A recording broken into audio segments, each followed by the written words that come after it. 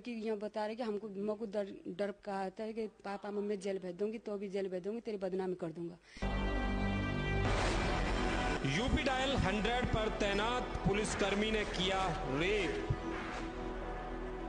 पर इसकी छोटी बहन ने बाथरूम के शीशे पर चढ़ के सारी चीजें देखी और बताया कि वो दरोगा कुर्सी पे बैठा हुआ था और वो सिपाही इस लड़की के साथ कुछ गलत कर रहा था।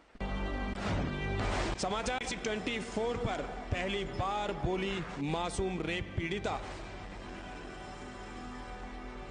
वो फ्रूटी लेके आया था, फ्रूटी उसने मुझे पिला दी, उसके बाद मुझे कुछ होश नहीं रहा। मेरी छोटी बहन ने बताया कि उसने मेरे साथ गलत काम किया।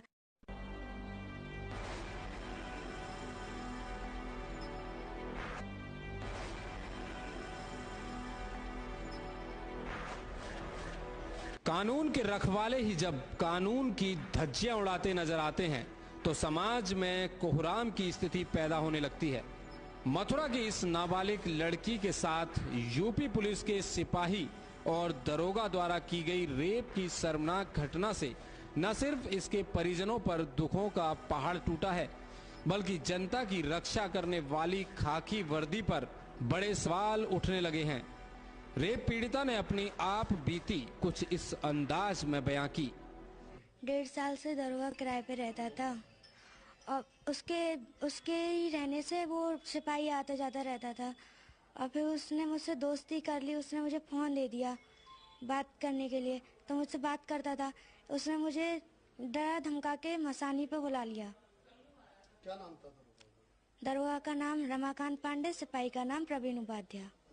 ये बोला कि अगर तुम मुझसे नहीं मिलोगे तो मैं तुम्हारे मम्मी पापा को जेल भेज दूंगा, बदनामी करा दूंगा।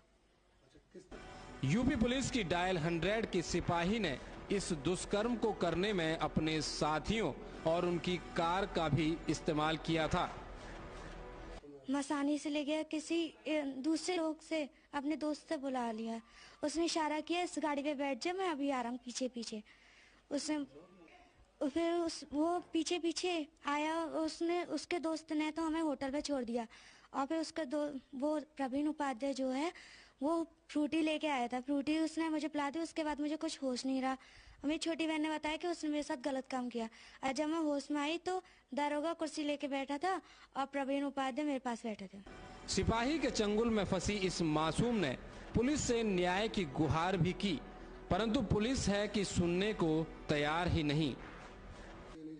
पुलिस पे कार्रवाई की, लेकिन पुलिस ने कुछ नहीं किया। पुलिस ने कोई जांच यूँ बोली कि हम जांच कर रहे हैं अभी। हाँ, जेल जाना चाहिए।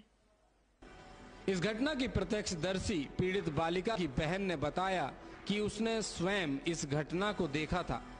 उन्होंने मेरी बहन को बुलाया तो मुझसे यूँ कह रहे थे तुम दूसरे वाले कमरे में चली जाओ, मुझे उससे कुछ बात करनी है। मुझे दूसरे वाले कमरे में बैठा दिया कुर्सी पर, मुझे बाथरूम में बैठाया था।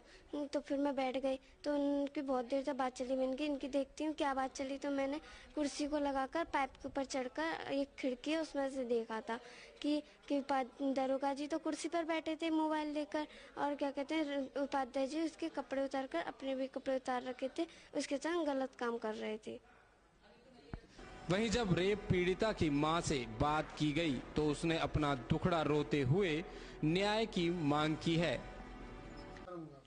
जी ऐसा 1.5 साल से रमाकांत पांडे दरोगा है का हमारे मंदिर में किराए पे